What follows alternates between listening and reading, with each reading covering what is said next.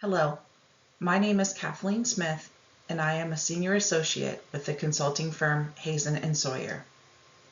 I am here today to present the findings of a regional water study as related specifically to Fairfield County. The regional study evaluated the adequacy of the water resources and associated infrastructure across central Ohio throughout a 25-year planning horizon. The project was conducted by the Ohio Environmental Protection Agency and the Ohio Department of Natural Resources, in partnership with the Ohio Water Development Authority. The detailed modeling and analysis were conducted by the hired consulting firm Hazen and Sawyer. While the overall project considered water resources and infrastructure throughout a 15-county study area, this presentation will focus exclusively on the analysis and findings related to Fairfield County and its projected growth.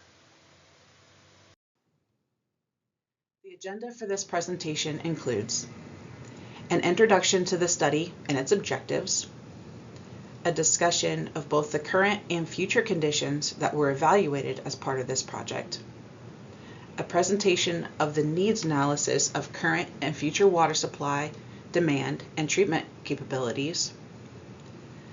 The resource gaps and potential project options section identifies areas where existing developed water supply and infrastructure capabilities are insufficient relative to future needs. Insufficiencies are referred to as gaps. For each gap, potential project options will be presented. Opportunity areas have also been identified. These are areas where existing water supply or infrastructure capabilities will exceed future demands. In other words, areas where there is a surplus of water. And finally, water quality. We will close with a discussion of the projected changes to water quality throughout the planning horizon.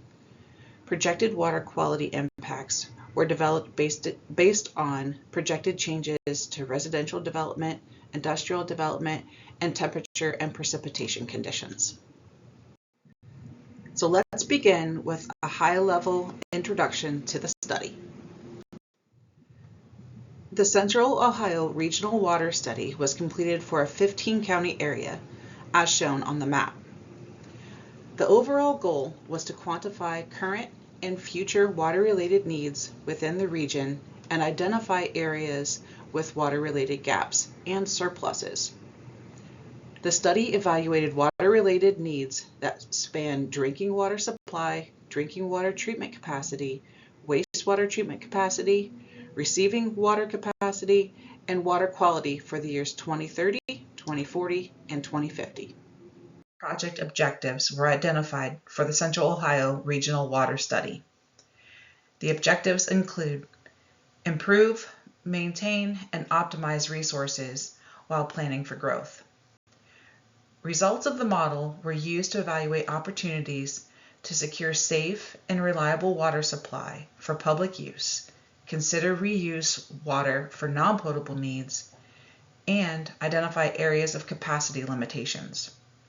Future solutions were required to maintain beneficial use of water required for recreation, wildlife, and economic growth. Collaboration and regionalization. The project created a dashboard planning tool that will serve as a focal point for collaboration between utilities and state agencies, helping to ensure best use of both water and financial resources. Maximize funding impacts through sustainable infrastructure improvements. Using the analytic capabilities in the dashboard, state agencies can now and will in the future be able to help identify funding to build the infrastructure needed to meet the long-term needs for the region and identify future needs. The project also provides information to the state agencies on how stormwater and surface waters will be impacted by growth and development. The project can be used to identify opportunities to help mitigate impacts of development on the environment.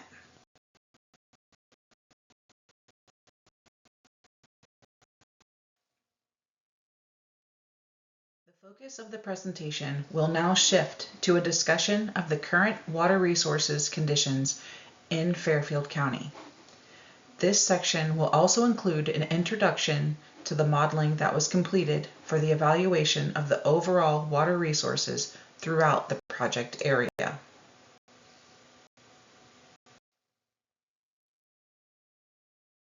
An integrated water resources model was developed to evaluate the available water supply, water demands, wastewater demands, and other uses of water throughout the region. The integrated model includes several components that are all connected to one another, as outlined in this graphic. Surface water, along with reservoirs and groundwater supply, feed either directly to water demands or feed a water treatment plant. That water treatment plant, in turn, supplies water demands, including the local population, golf courses, industries, and a myriad of other users. These water demands then go to a wastewater treatment plant, where the water is treated and returned to surface or groundwater supplies. The water resources model developed for this project attempts to track all of the water uses in Central Ohio and determine if sufficient water supplies exist. The model evaluates if there is enough treatment capacity, if all demands can be met, and if wastewater treatment plants can treat the projected flows. The model was evaluated for the entire 15-county region. This presentation will focus on the current and future supply and demand for water resources in Fairfield County. It was estimated at the HUC 10 watershed level. To explain, HUC stands for Hydrologic Unit Code, and the 10 stands for the number of digits. The U.S. Geological Survey has delineated each of the watersheds in the country and assigned them a specific number based on their location, similar to a zip code. The system identifies drainage areas into regions, which are two digits, subregions, 4, basins, 6, subbasins, 8, watersheds, 10 digits, and subwatersheds, which are 12 digits. The map reflects the HUC 10 watershed level, and the watersheds in Fairfield County are labeled and shown on the map. There are 4 HUC 10 watersheds shown on the map. For each of the watersheds, the average daily sustainable groundwater available was estimated. These values are shown in MGD, or million gallons per day. It is important to note that the groundwater isn't uniformly available across the entire watershed. The color shading on the map indicates the recharge capability, with darker shading reflecting areas with high recharge where groundwater would be more plentiful. One daily groundwater availability value was assumed per HUC 10 watershed, and all groundwater users within that HUC 10 were assumed to share that amount of groundwater. Groundwater supplies in Fairfield County range from 1.5 to 9 million gallons per day for a given HUC 10.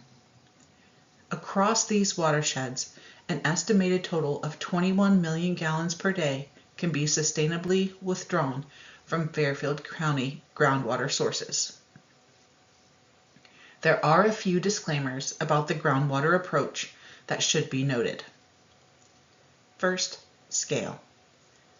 This study estimates total groundwater availability in each HUC 10 watershed as a single value, which makes its predictive capability only suitable for very large-scale assessments. The results are not suitable for site-specific analysis or any groundwater investigations besides those at a regional or sub-regional scale. Second, delineation. Aquifer boundaries do not always coincide with overlying surface water systems. In this study, groundwater boundaries are defined by surface watersheds, and consequently, some aquifers may be split by unsuitable borders. This may lead to unexpected or misleading results, especially near watershed boundaries. And finally, uncertainty. Groundwater maps and studies always involve a high degree of uncertainty due to the complex nature of aquifers and the lack of widespread, reliable data sets of aquifer characteristics and water level information. While this is not unique to this study, its scale and time frame make its groundwater availability estimates especially uncertain. Site-specific groundwater investigations could mitigate these uncertainties.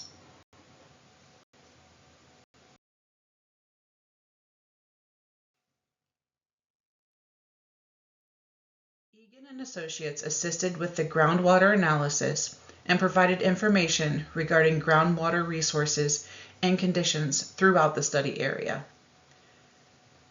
For the headwaters of the Walnut Creek Hook, water supply potential in the Hook will be from sand and gravel outwash aquifers that extend from Millersport in the northeast toward Pickerington and Canal Winchester to the west.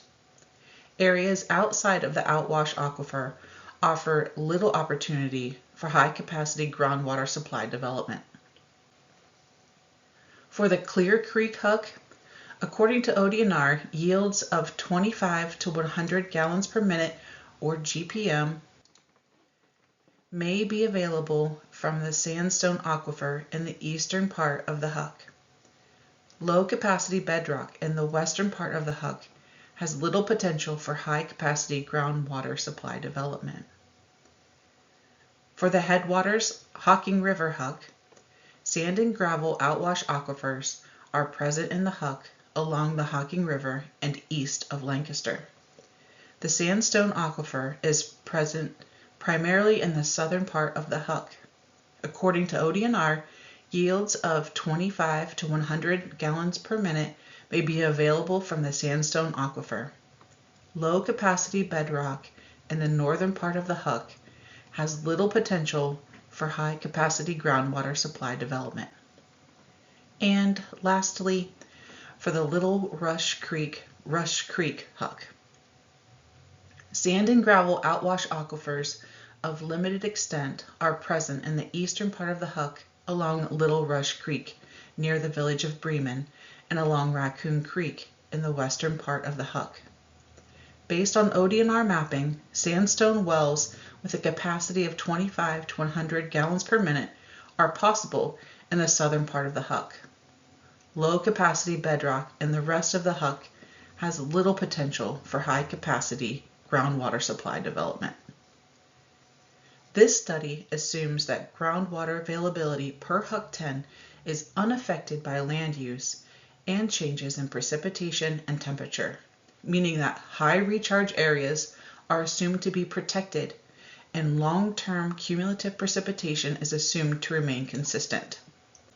This is contrary to surface water availability estimates, which are sensitive to both land use and climatic conditions. Cumulative sum of surface water from all watersheds in the county. However, surface water availability will vary for each stream location. Fairfield County is estimated to have approximately 40.8 million gallons per day of surface water availability. It should be noted that the surface water availability estimates are shown on this slide as raw runoff estimates and do not include modeled wastewater flows that are added to the streams. The surface water supply value is the minimum monthly average value for the current condition.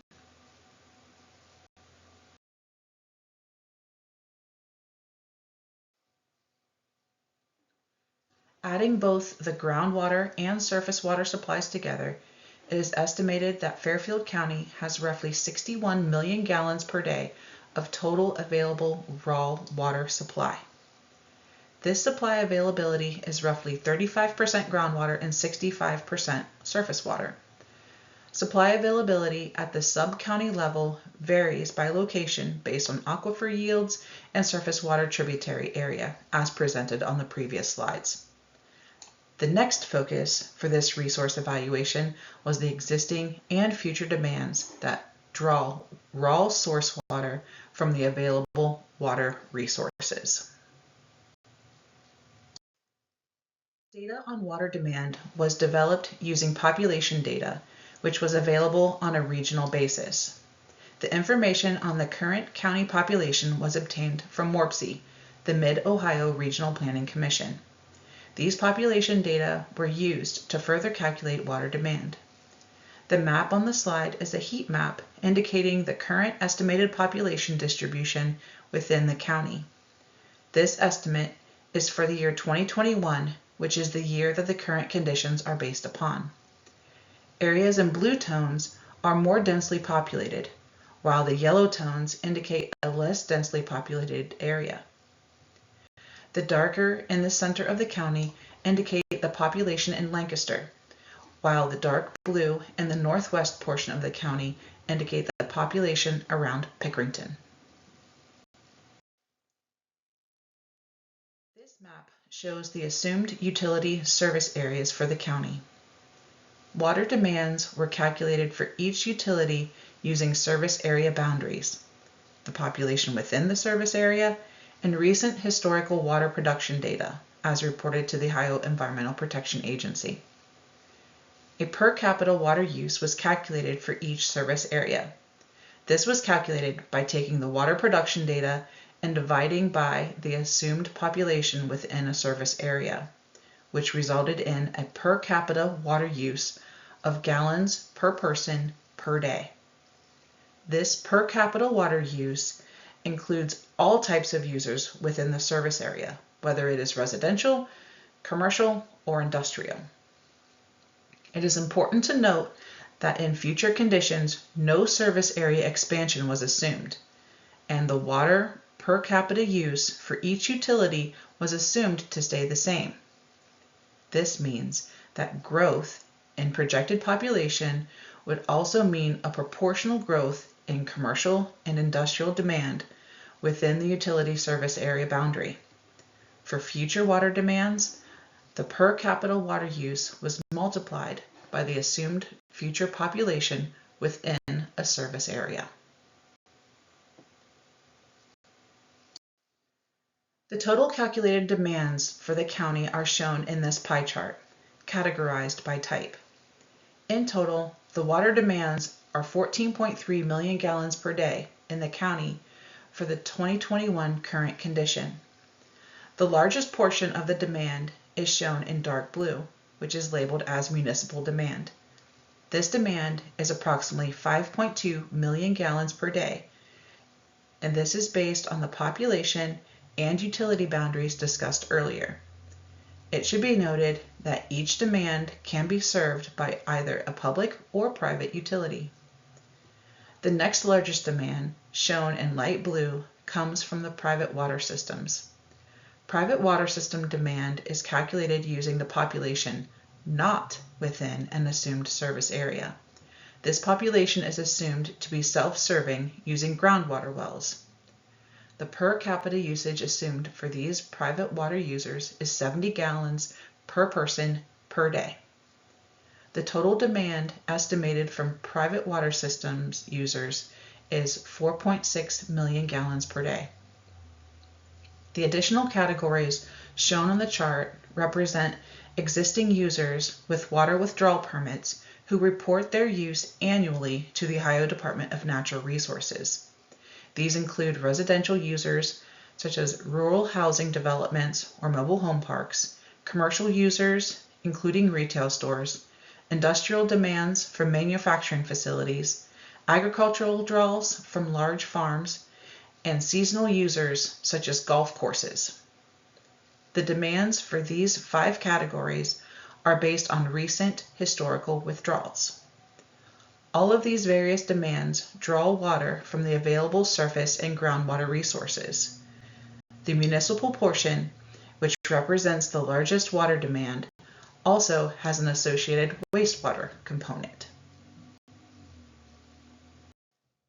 The wastewater flow component in the county includes the used water from the service areas in addition to an inflow and infiltration component, or I&I, which was estimated and included in the wastewater flow.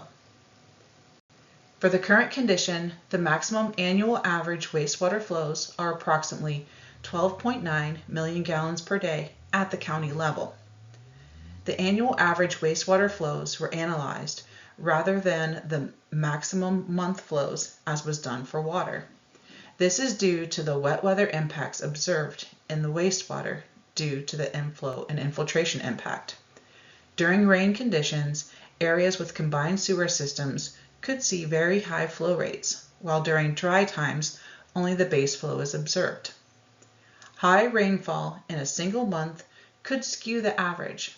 Therefore, an overall annual calculation is used to determine if a particular plant is nearing its permitted treatment capacity limit.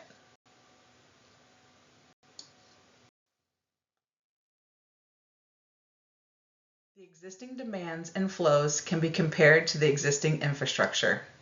In Fairfield County, there are a number of water treatment facilities, and their total capacity is just over 28 million gallons per day.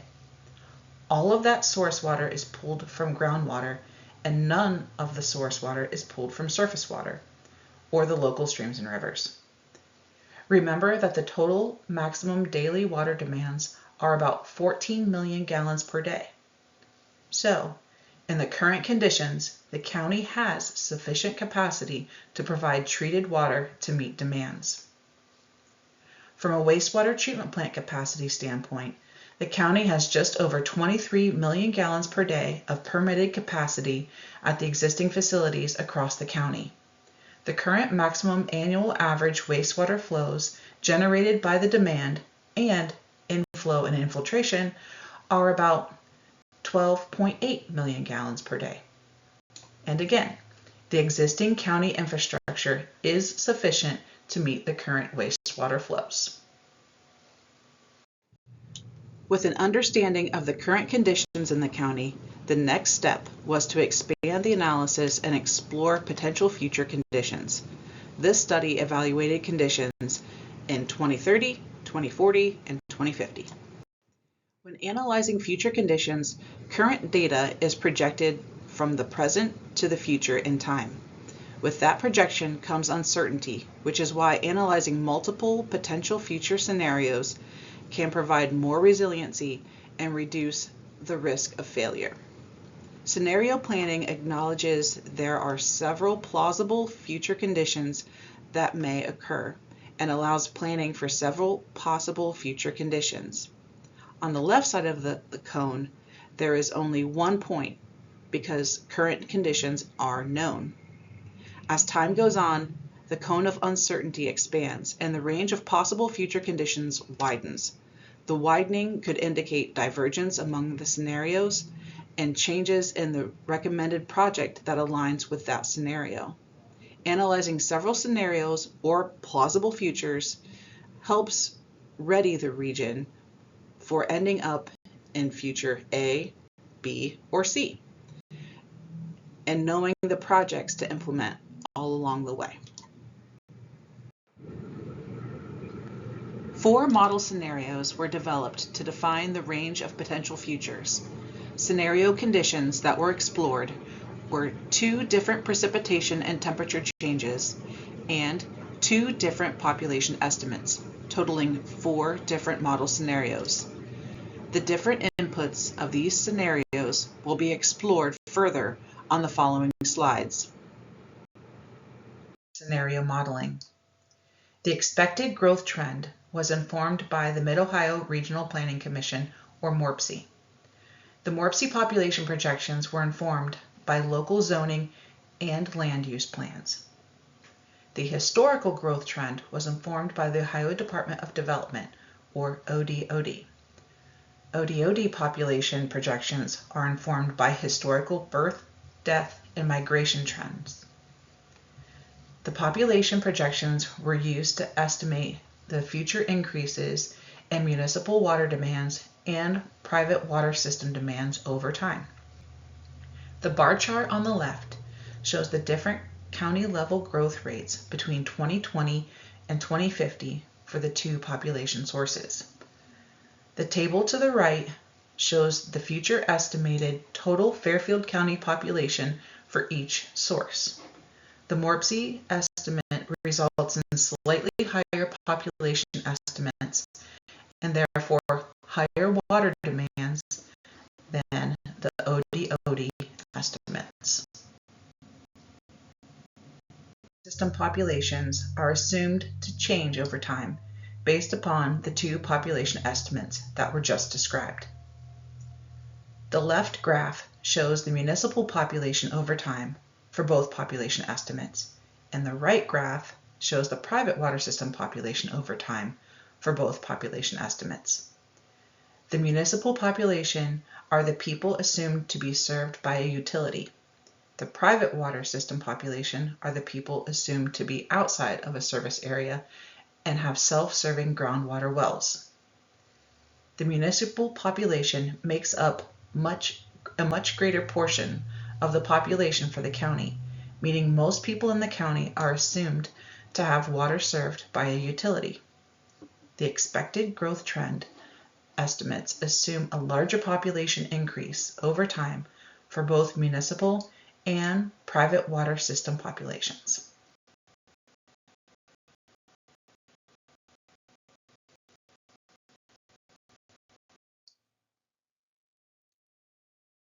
The two heat maps show the current and future estimated population distribution within the county for the expected growth trend. The left figure shows the current or 2021 condition, and the right graph shows the future or 2050 condition. Comparing the two figures, there is an estimated population growth within various parts of the county, particularly in the areas surrounding larger municipal areas, such as Lancaster.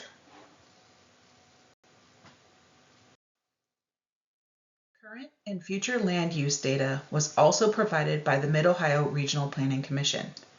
The left image shows the current or 2021 land use condition, and the right image shows the future or 2050 land use condition. The land use categories match that of the National Land Cover Database.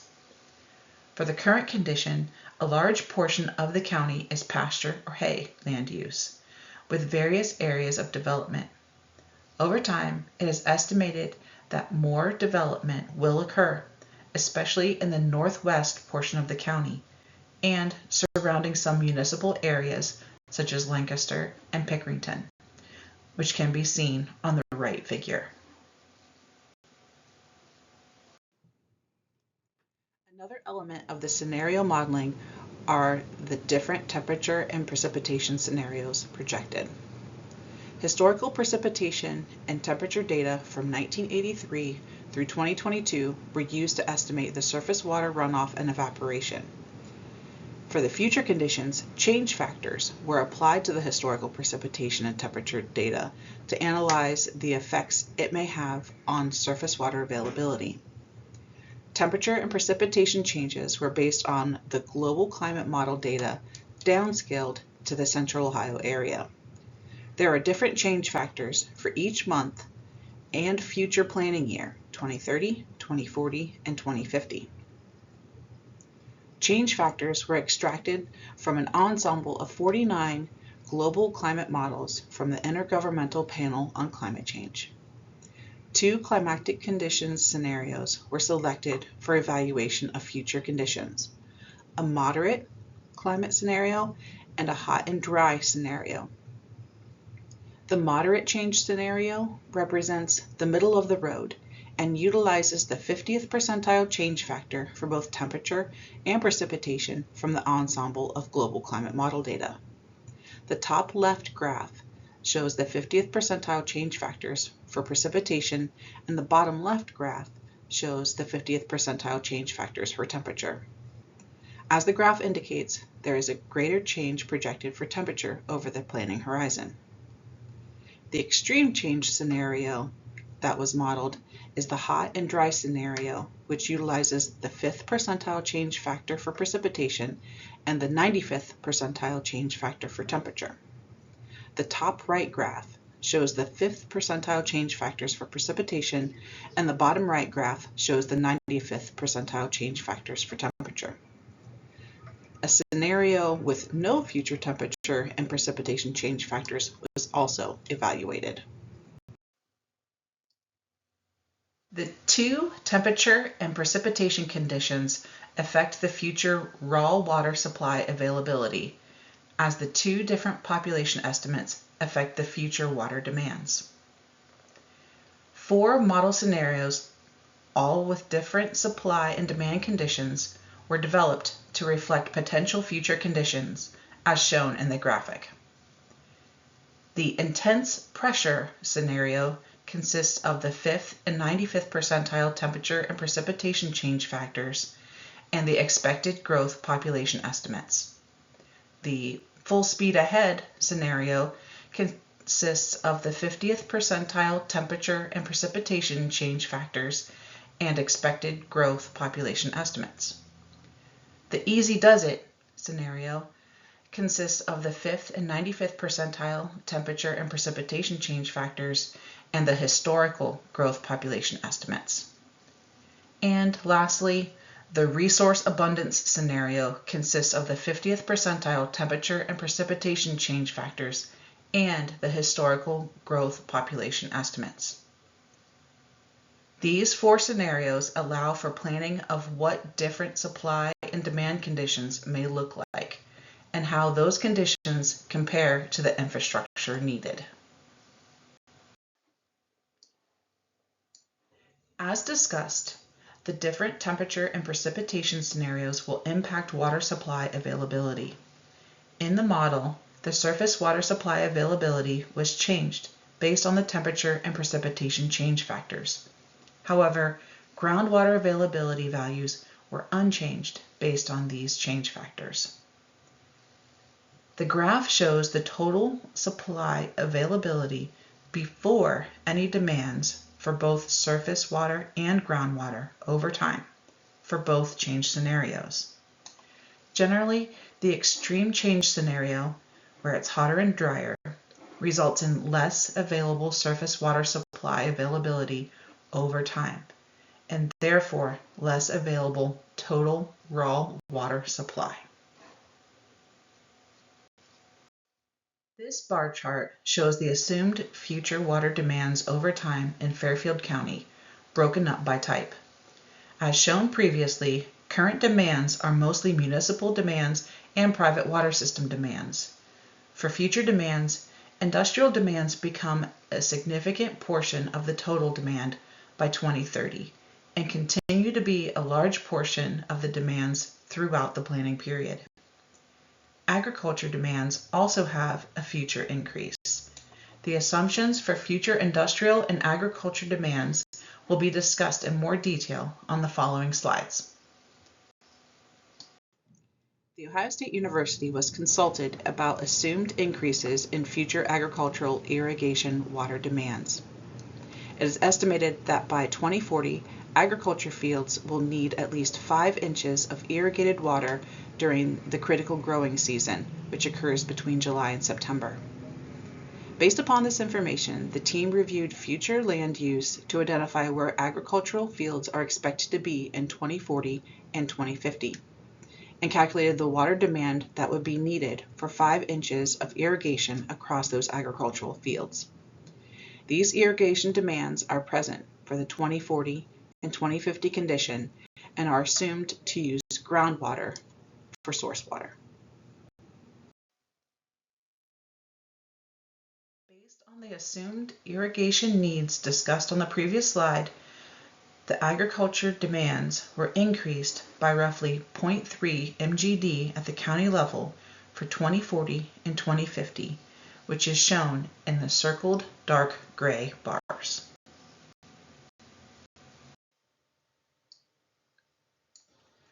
Demands for industrial cooling water have increased in the area in recent years, including cooling water demands for data storage and processing centers. Industrial cooling demands have seasonal variability and need more water in the hotter months, as shown on the graph in the bottom right. These industrial sites are assumed to expand over time, increasing the water and wastewater demand for this sector. The table and graphic on the right show the assumed water use from a single site with cooling towers. Factors that affect water usage include site location, daily temperatures, water quality, and operation.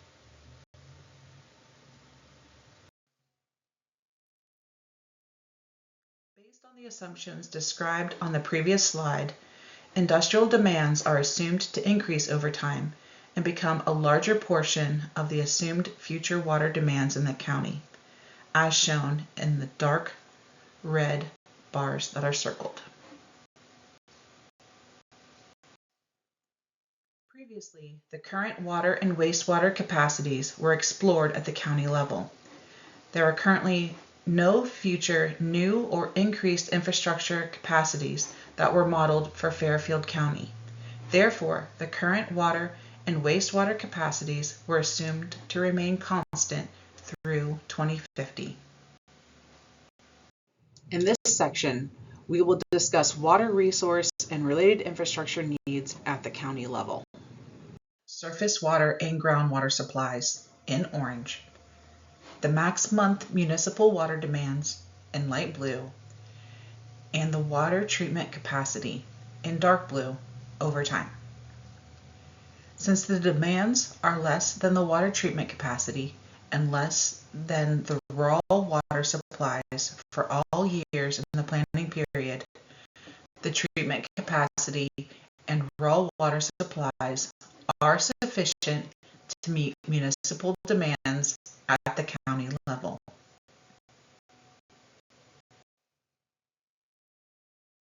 In this graph, the demands represented by the light blue line now include municipal and private water system demands. The raw water supplies and water treatment capacity are sufficient to meet the municipal and private water system demands over time at the county level. Now, the non-municipal demands, except for industrial, have been included in the solid and dashed blue lines. The demands shown in the light blue line include municipal, private water system, and all non-municipal demands except industrial. Raw water supplies and water treatment capacity are sufficient to meet these demands at the county level.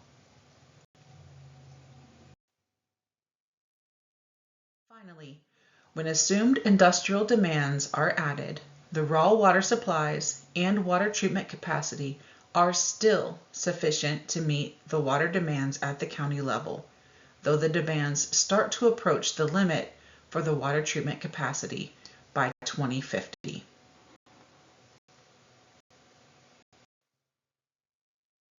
This and the following slides present similar information but relative to wastewater treatment capacity. On this graph, the annual average municipal wastewater demands for the expected growth trend are shown in light blue, and wastewater treatment capacity are shown in dark blue at the county level. Existing wastewater treatment capacity is sufficient to meet future municipal demands at the county level.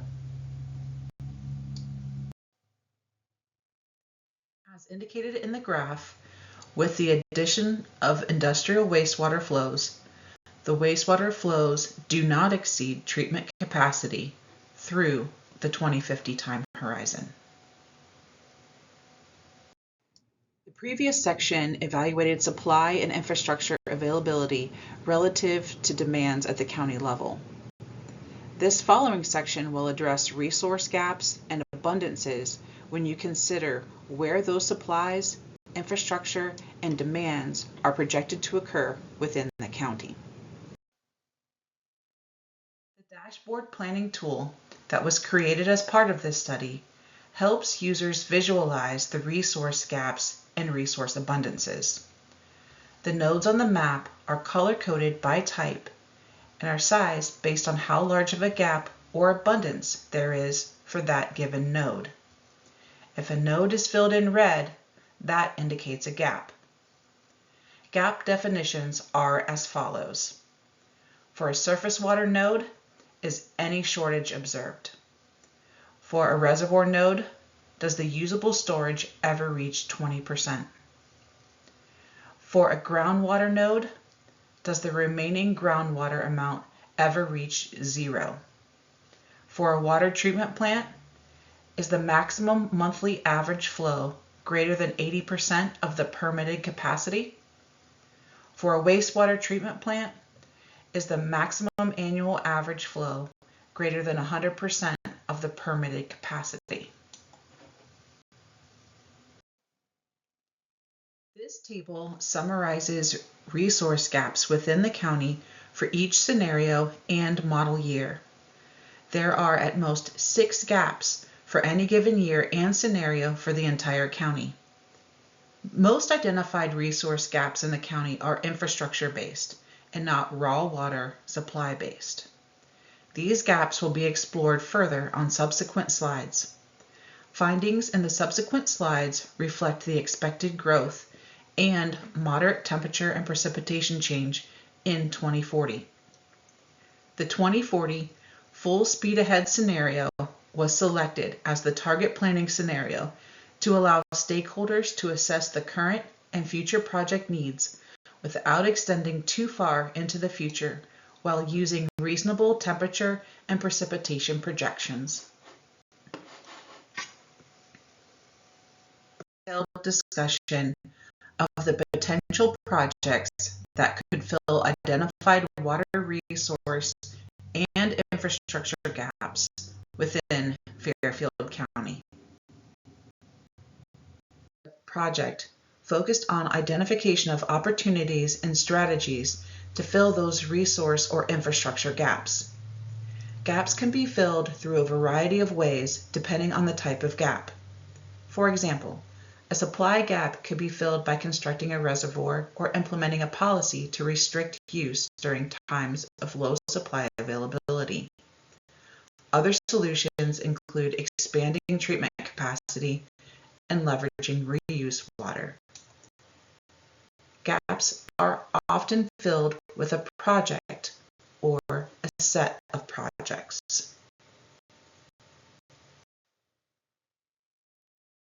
A gap or set of gaps can be filled a variety of ways and can exist across some or all scenarios.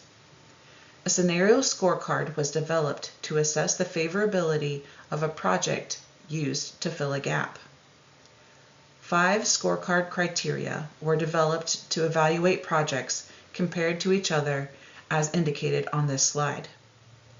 Scenario applicability assesses if that project will fill a gap across one or more scenarios. The more scenarios it addresses, the better. Similarly, but a little different, within the same scenario, a project that fills more gaps is more favorable. Life cycle costs are another important consideration. The total life cycle costs include construction, operation and maintenance, and other projected costs. Water quality impact considers impacts associated with development, as well as changing water and wastewater use. A project that provides higher protections to water quality ranks higher. Finally, a project with a shorter implementation time would be considered more favorable since the benefits of that project would be realized sooner.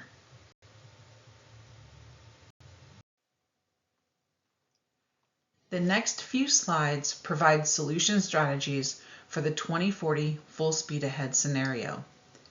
Note that findings of the resources gaps were previously discussed and can be further explored using the dashboard planning tool.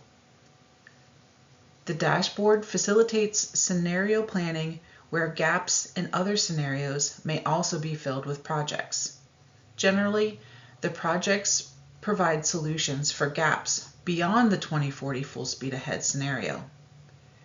Pre-planning level projects are provided as examples and possible solutions to fill gaps. Additional efforts are needed to define, plan, and implement a project as outlined in next steps. Further detail on these gaps is provided in tabular format on the next slide. Projects were categorized by type: local, where the utility largely uses its own assets to fill gaps, or an industry provides its own on-site solutions. Regional, where utilities collaborate with other utilities. And reuse, where a utility leverages reuse water to provide non-potable water to an industrial user to reduce potable water demand. This table provides detailed information on the projected resource gaps in the 2040 full speed ahead scenario in Fairfield County. Upper Hocking treats waste from industrial and municipal sources. The municipal comes from the City of Lancaster, which is split proportionally between Upper Hocking and Lancaster water pollution control facilities. The rest is industrial cooling water. Thurston and Pleasantville are both entirely municipal with relatively small demands. However, their demands exceed 80% of their plant's capacity. The groundwater supply for Lancaster and Sugar Grove has the potential to be stressed.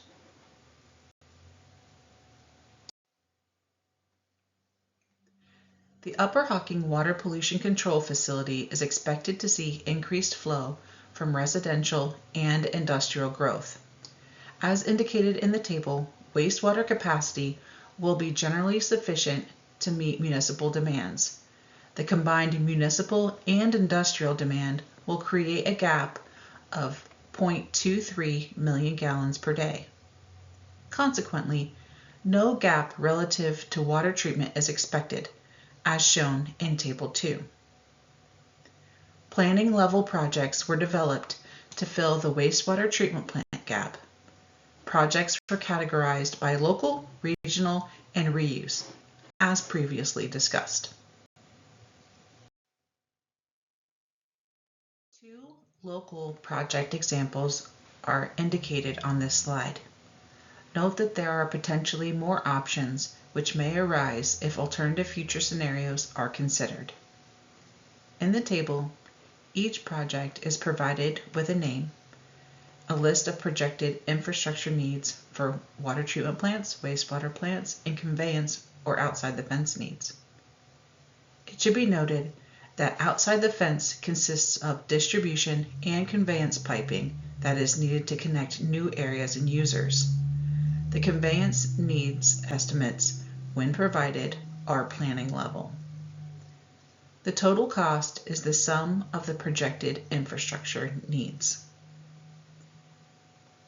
Operations and maintenance is the ongoing effort or cost to run the facility.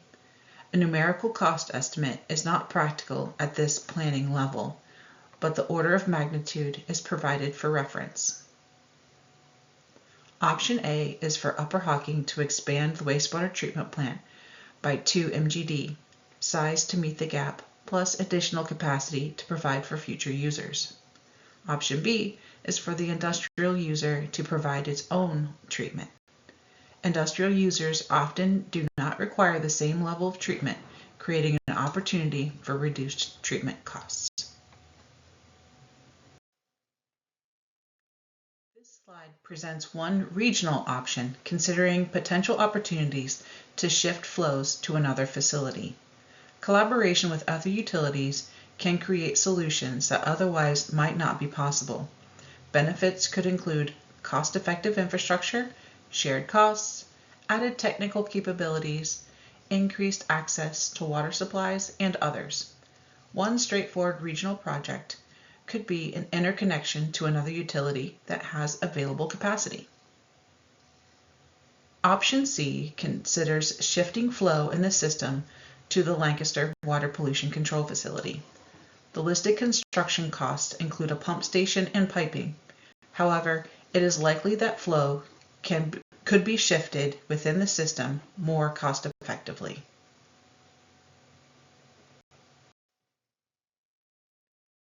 The various options described as A through C were then evaluated using the project scorecard, with green cells indicating options with highest favorability. Treatment Plant 2 has an identified water treatment plant gap as they will be nearing capacity in 2040. Timing and right sizing of an expansion of the water treatment plant should be aligned with the village's priorities. Two options were evaluated to address the projected gap. Option A is an upgrade of 0.25 MGD to the existing water treatment plant. Option B is a regional interconnection to the Baltimore water treatment plant, which has enough excess capacity to take on Thurston's and Pleasantville's water treatment demands. This is evaluated in greater detail in a few slides. The various options described as A and B were then evaluated using the project scorecard, with green cells indicating options with highest favorability.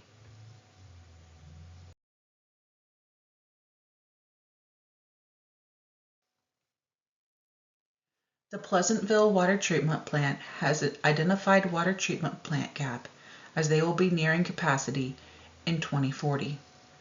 Timing and right sizing of an expansion of the water treatment plant should be aligned with the village's priorities. Two options were evaluated to address the projected gap. Option A is an upgrade of 0.25 MGD to the existing water treatment plant. Option B is a regional interconnection to Baltimore water treatment plant, which has enough excess capacity to take on Thurston's and Pleasantville's water treatment demands. This is evaluated in greater detail in the next slide. The various options described as A and B were then evaluated using the project scorecard, with green cells indicating options with highest favorability. Table: Thurston and Pleasantville water treatment plants are projected to near capacity in 2040. Baltimore water treatment plant has enough excess capacity to take on Thurston's and Pleasantville's water treatment demands and still be within the 80% capacity threshold, thus should be considered for regionalization.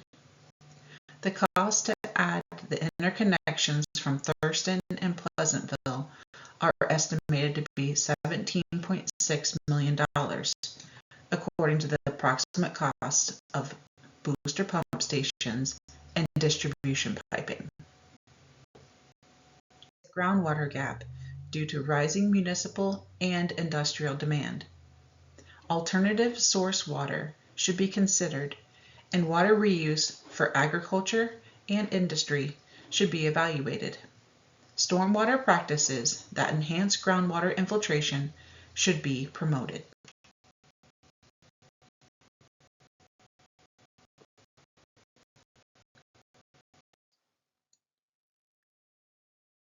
In contrast to the regional interconnections to Baltimore water treatment plant proposed in the previous slides, a regionalized water treatment plant could be constructed to serve service areas in northeast Fairfield County. An additional 0.75 MGD is needed to address gaps in the area.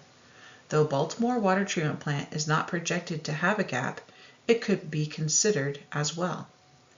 Groundwater is available from the headwaters of the Walnut Creek as a potential source water. The three existing water plants in the area soften water with membrane treatment, so costs for the prospective plant are modeled using membrane treatment as well. The total cost of adding a water treatment plant to this area is estimated to be about $34 million. This next section will present the evaluation conducted to determine areas of opportunity, which are defined as areas where there is assumed modeled surplus capacity. It should be noted that this section only identifies potential areas for opportunity. Project planning and utilization of surplus capacities will require further evaluation and discussions with local municipalities and stakeholders. First, water supply areas of opportunity will be discussed. Raw water supply sources in the county have opportunity for growth. There is surface water opportunity on the southern portion of the county, specifically in the Hocking River. There is less groundwater opportunity than surface water, but there is still some available groundwater opportunity throughout the county. Next, we looked at the areas of opportunity or surplus resource with regards to water and wastewater infrastructure. Though there are several infrastructure gaps within the county, there are also areas of opportunity. Lancaster has both remaining water and wastewater treatment plant capacity. However, an in-depth opportunity analysis revealed that there was insufficient groundwater from their current source. This next section will present the project findings relative to projected water quality across the planning horizon. While the Central Ohio Regional Water Study was primarily focused on water supply and treatment capacity, the models developed were also used to project potential impacts to water quality that may occur due to the changes in population, land use, infrastructure, and future temperature and precipitation changes. The goals for the water quality assessment were to characterize existing water quality conditions. The study identified watersheds with the highest existing water quality. Such pristine watersheds were considered to be the most sensitive to future development. Determine potential impacts. The study developed potential impact factors based on available data and the suite of possible future scenarios, including those evaluated for water supply and treatment. Watersheds were characterized as having higher or lower potential for impacts based on the identified impact factors. The scenarios use a range of future conditions. The intent is to illustrate where water quality impacts will likely occur. And finally, to provide recommendations and activities that could be completed by local agencies, utilities, and organizations to help offset, mitigate, and protect against water quality degradation. The graphic illustrates the approach to characterizing existing water quality and understanding the potential for future impact. Those watersheds with both high existing quality and high potential for future impacts should be considered as the highest priority for action. Characterized using the following three metrics. Watersheds throughout the region were characterized using the following three metrics. This is the standardized metric for quality of aquatic habitat. This is a standardized metric within a stream. For measuring the quality, the average QHEI score at a specific location was calculated to determine the average QHEI score in a watershed was calculated to determine the overall aquatic habitat score. The aquatic life use designation as well as anti-degradation tiers. The aquatic life use designation as well as anti-degradation tiers provide a listing of streams that are targeted to remain high quality for each watershed. These are assigned by stream reach. The reach categorizations for anti-degradation and aquatic reach categorizations for anti-degradation were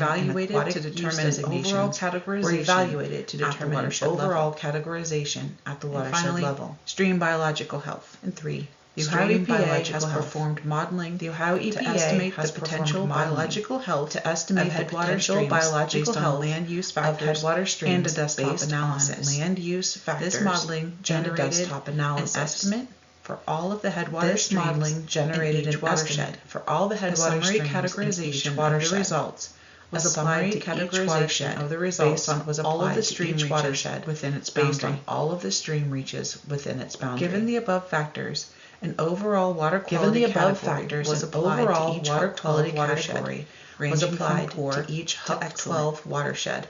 For Fairfield County, the majority of the watersheds scored for Delaware County excellent. The majority of the watersheds scored as good with a few small exceptions. 4 factors were used to determine the potential for future impacts to water quality. The first was land use.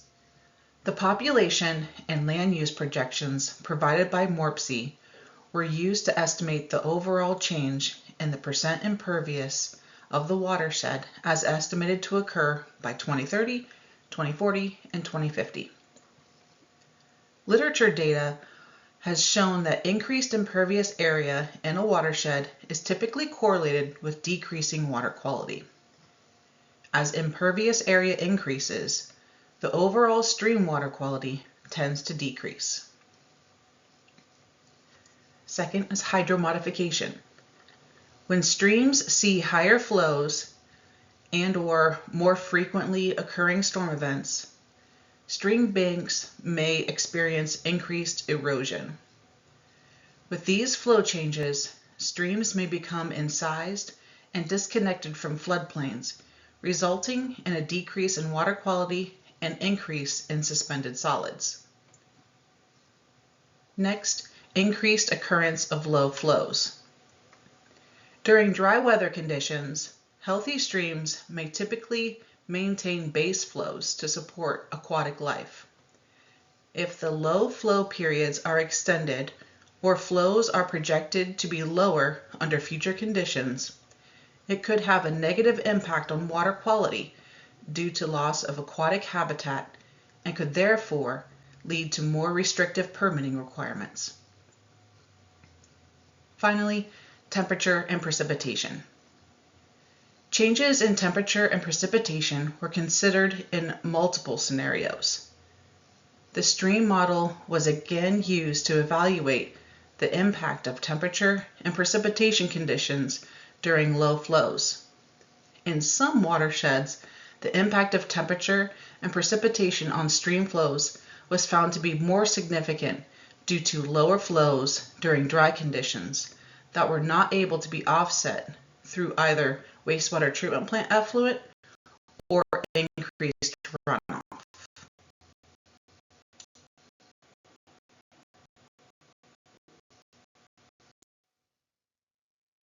The potential land use impacts on water quality were evaluated based on projected changes to population and land cover.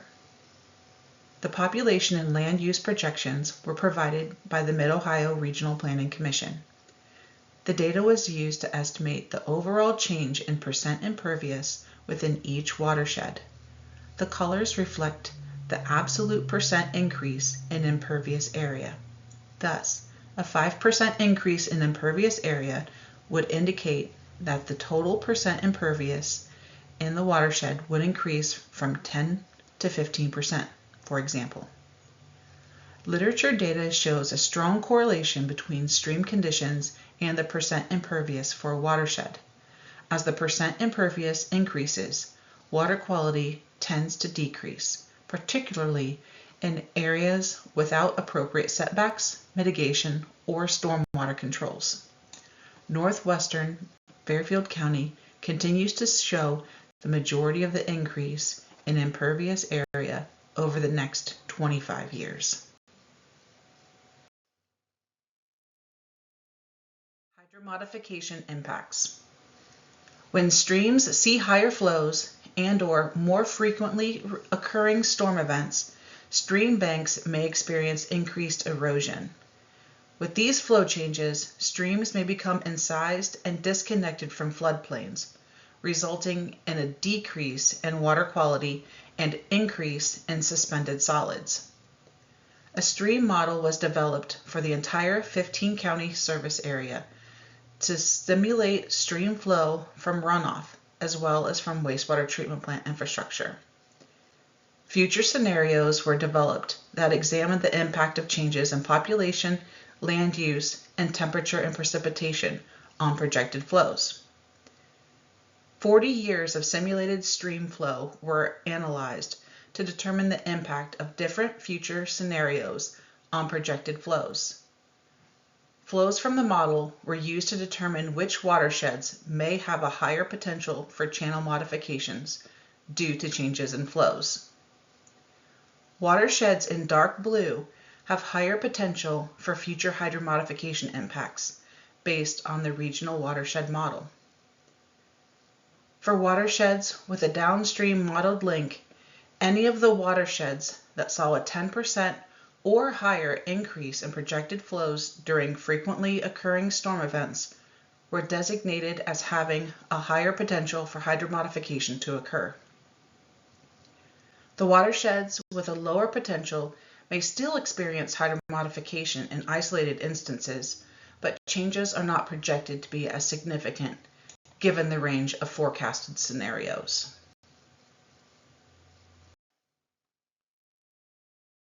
Increased occurrence of low flows. During dry weather conditions, healthy streams may typically maintain base flows to support aquatic life. If these low flow periods are extended or flows are projected to be even lower, it may have a negative impact on water quality and lead to more restrictive permitting requirements. The stream model was used to simulate stream flow from runoff as well as from wastewater treatment plant infrastructure. Future scenarios were developed that examined the impact of changes in population, land use, and temperature and precipitation on projected flows. 40 years of simulated stream flow was analyzed to determine the impact of different scenarios on projected flows. Flows from the model were examined, and an evaluation of flows during the driest periods was conducted to determine which watersheds may have a higher potential for water quality impacts due to decreased base flows during drier periods. Watersheds in dark purple have higher potential for future water quality impacts and more restrictive permitting requirements related to increased occurrence of low flows. For watersheds with a downstream modeled link, any of the watersheds that saw a 10% or greater decrease in projected flows during low flows were designated as having a higher potential for water quality impacts. The watersheds with a lower potential for low flow impacts may still experience impacts due to drier conditions and isolated instances, but changes are not projected to be as significant or as widespread given the modeled results from the range of forecasted scenarios.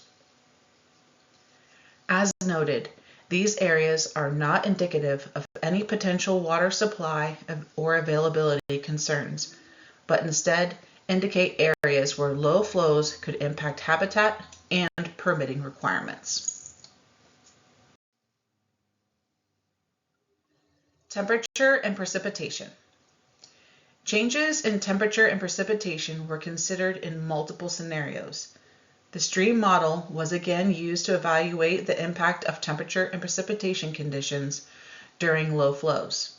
In some watersheds, the impact of the changing temperature and precipitation on stream flows was found to be more significant due to lower flows during dry conditions, especially areas that were not able to offset low flow through either wastewater treatment plant effluent or increased runoff. The model used 40 years of simulated stream flow to determine the impact of different scenarios on projected flows during drier periods. In some watersheds, the impact of temperature and precipitation on stream flows was found to be more significant due to lower flows during dry conditions that were not able to be offset through either wastewater treatment plant effluent or increased runoff. Watersheds in dark blue have higher potential for future low flow impacts due to temperature and precipitation change. A high impact, hot, dry, temperature and precipitation scenario was compared against a medium impact temperature and precipitation scenario.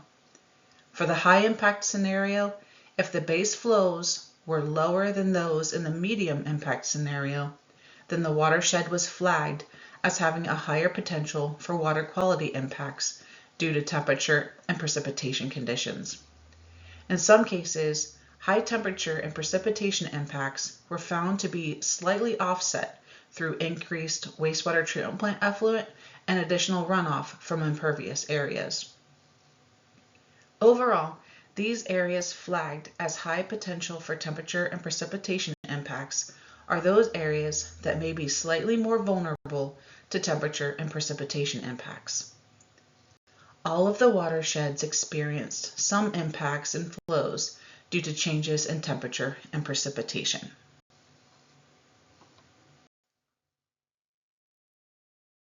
The Central Ohio Regional Water Study Dashboard can be utilized to examine individual watershed characteristics and identify watersheds with excellent water quality and high potential for future impacts. Those watersheds can be considered and prioritized for protection, conservation, and restoration activities. Several potential mechanisms are available for water quality protection. With potential water quality impacts identified, considering water quality protection is the next step. Water quality protection is a critical part of any water resource plan. It is important to understand that streams are constantly changing due to a number of factors, including vegetative communities, adjacent land uses, and changing temperature and precipitation. The magnitude of change over the next few decades will vary across the region and is subject to several variables. Current development plans indicate that development pressure is being increased in areas that are rapidly developed. Proper protections should be in place prior to development and significant land use changes in order to protect local water quality while supporting economic development. Proactive watershed engagement may reduce or eliminate negative impacts of development on water quality. 4 categories of solutions should be considered, including policy, partnerships, data, and funding that could be used to help offset or mitigate any potential future water quality impacts. Based on the findings of this study, there are some key locations that would benefit from prioritized protections. While all protective measures should be initiated across the region, immediate focus should be directed to protecting the high water quality watersheds with a high potential for future impacts. Local ordinances should be revisited on a routine basis to ensure they adequately address the changes the region is facing. In general, policies should be revisited on a routine basis to ensure they align with one another, are well supported with responsibilities delegated appropriately, and adequately protect natural resources. Riparian setbacks protect riparian buffers that reduce runoff and pollutants. Floodplain requirements ensure adequate space is available during storm events for systems to overflow their banks without flooding infrastructure. Stormwater management plans lay out best management practices for reducing stormwater runoff.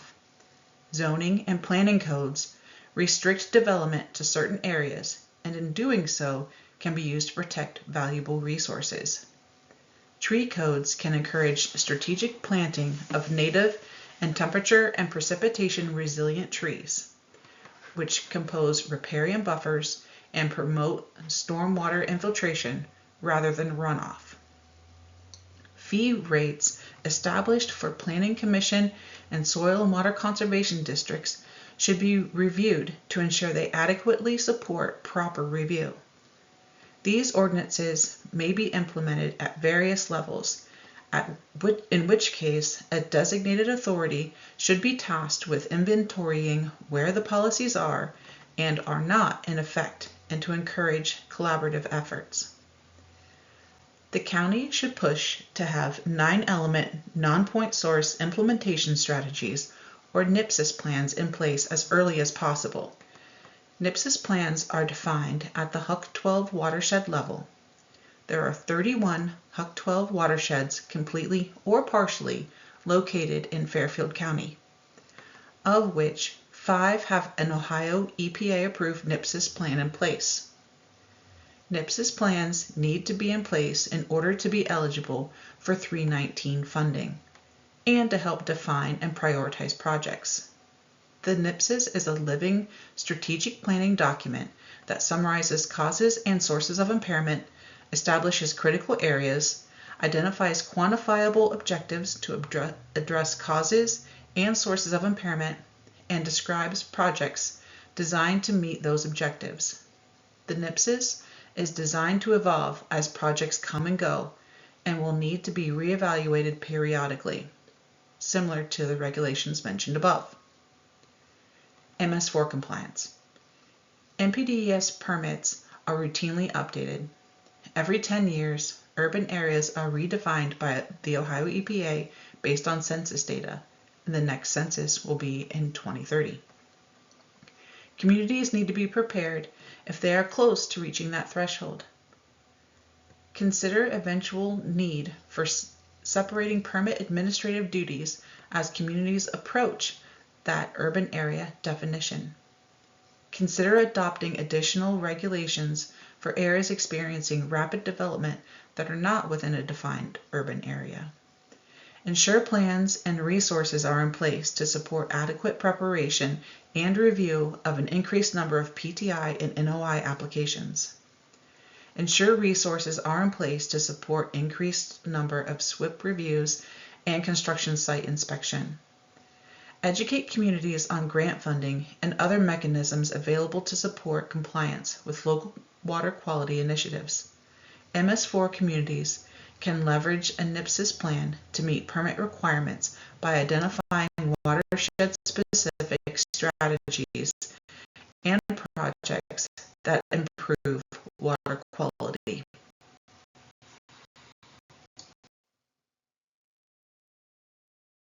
Integrating data collection efforts from NPSIS plans into MS4 compliance activities, municipalities can improve regulatory efficiency, strengthen funding opportunities, and enhance water quality improvements. Fairfield County includes 2 HUC 12 watersheds impacted by acid mine drainage.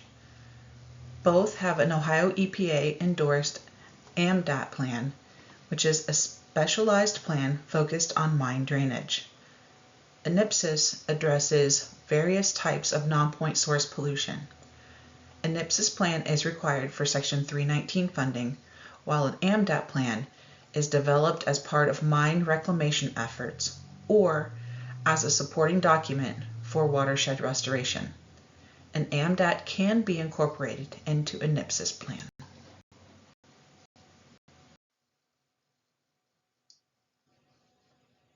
Strengthen partnerships between municipalities, watershed organizations, and other local governmental agencies. Communities don't need to work alone. Planning efforts are typically developed with input from state and local agencies, watershed groups and nonprofits, soil and water conservation districts, and universities and research institutions. By coordinating efforts with these stakeholders, communities can collaborate, get together and coordinate current issues and upcoming plans, meet regularly to discuss trends, projects, and upcoming plans.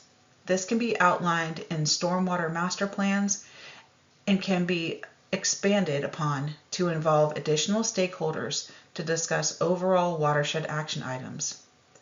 Invite guest speakers to learn about new opportunities. Representatives from existing partnerships or outside agencies can share success stories, lessons learned, and upcoming opportunities for projects and funding. Collaborate data collection and permit review responsibilities. Ensure responsibilities are delegated appropriately and that all partners have the resources they need to carry out said responsibilities. Link data between agencies through GIS. Pull the data collected and create a GIS database that is linked. This allows for partners to readily use data that is already available. Make data accessible via a GIS viewer with a user-friendly interface. Make information available for use and for partners to recognize where gaps in data may exist. This also allows partners to build on work that has already been completed. More on this in the next slide. Increase community engagement and participation with existing watershed partners to create a network of support for managing water quality challenges. Support programs that provide training on data collection for monitoring water quality indicators. Citizen scientists can help collect valuable data and observations. This helps engage and inform the community. Facilitate educational opportunities with the public through outreach and training.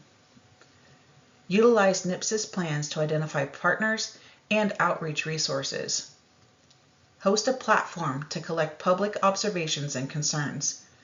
This is useful for monitoring spatial changes over time, as well as identifying key areas of concern for community members. Monitor water quality. Bolster local data collection efforts through training and certification programs. Monitor development impacts. Implement long-term monitoring programs to assess the cumulative impacts of population growth and development on water resources. Educating communities about the importance of water conservation and pollution prevention can encourage responsible behavior, and involving communities in data collection is a great way to encourage grassroots efforts to take place. Use monitoring data to inform revisions to watershed management plans and policies, ensuring they reflect current and future challenges posed by population growth.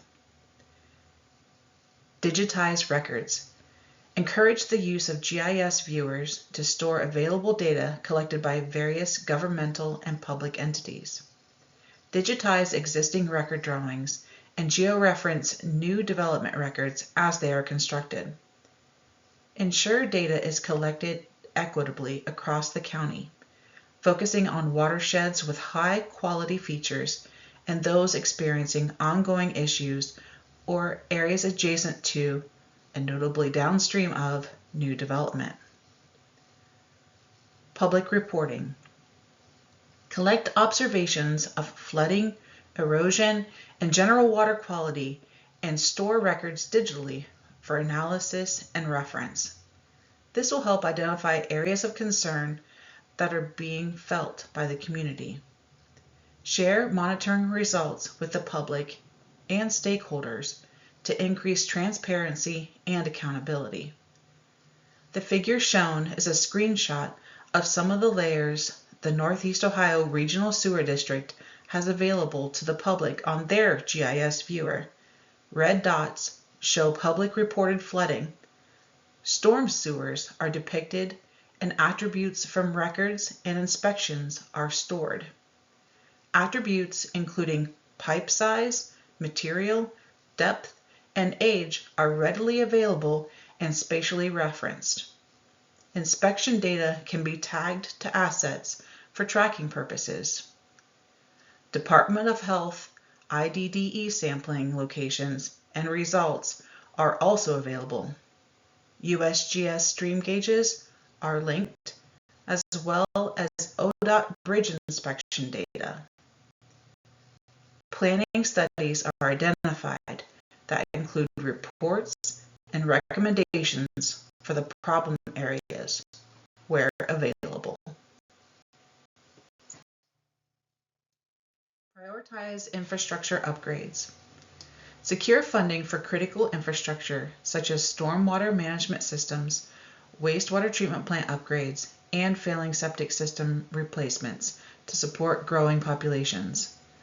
Focus on areas identified as current or near-term gaps. Consider future scenarios to inform planning decisions, and assess regional optimization of services as early as possible. Incentivize sustainable practices. Establish funding programs to encourage developers to adopt green infrastructure and other low-impact development techniques that minimize the environmental impact of new construction. Stormwater best management practices include bioretention, pervious pavement, and extended detention. Encourage redevelopment over new development where possible. Proactively identify areas that are suitable for redevelopment. Leverage grant programs. Clean Ohio Green Space funding is available for preserving green space or repairing areas and may be used for property acquisition.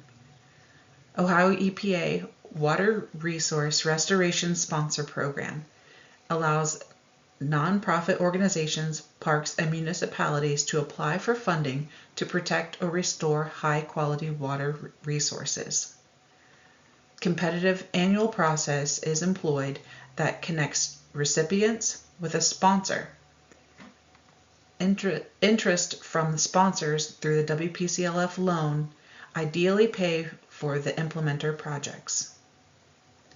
Section 319 grant funding is available with approved NPSIS plans in place. There are 5 HUC 12 watersheds with an approved NPSIS plan.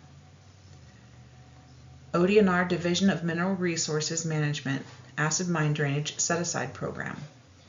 This can provide assistance in the form of subsurface drilling, development of watershed monitoring plans, laboratory analysis of water samples, matching funding for water monitoring, hydrology and engineering technical assistance, construction contract administration, and construction oversight.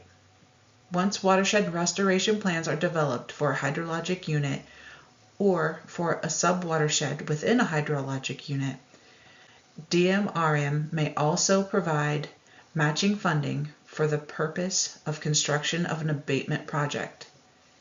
Individual projects are eligible to receive matching funds through AMDAT if such projects are within an approved hydrologic unit and the project has been demonstrated to be a priority component of a watershed restoration plan.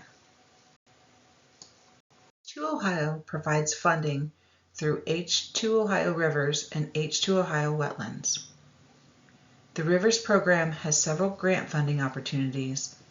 Those that are applicable are listed, as well as the coordinating state agency. Agricultural Incentive Program. In 2024, Governor DeWine announced a statewide expansion of H2 Ohio producer initiatives, making the initiative available for the first time to producers who farm outside of the western Lake Erie Basin. For the first round of statewide enrollment, ODA offered enough funding and resources to enroll a new 500,000 acres outside of the western Lake Erie Basin. More than 525 producers in 51 additional counties enrolled in 2024. The program incentivizes farmers to implement science-based, proven best management practices to prevent nutrient runoff and improve water quality. ODA works closely with county soil water conservation districts to administer participant contracts, provide technical assistance, and support producers. The U.S. Department of Agriculture and the state of Ohio are partners in implementing a voluntary Conservation Reserve Enhancement Program, CREP program, to enroll up to 67,000 acres of agricultural land in the Lake Erie watershed and to enroll up to 70,000 acres of agricultural land in the Scioto River watersheds within the state of Ohio. Participants receive financial incentives from the USDA to voluntarily enroll environmentally sensitive cropland or pasture land in contracts for a period of 15 years. In return for annual rental payments that average approximately $150 per acre, participants may convert the land to native grasses, trees, and other conservation vegetation. Chloride Reduction Grant Program. A new partnership between the Ohio EPA and the Ohio Department of Transportation is focused on reducing salt pollution in Ohio's waterways. The H2 Ohio Chloride Reduction Grant Program now offers grants to communities to help them improve road salt storage and handling to reduce salt runoff into Ohio streams, rivers, lakes, and groundwater. Equipment grants.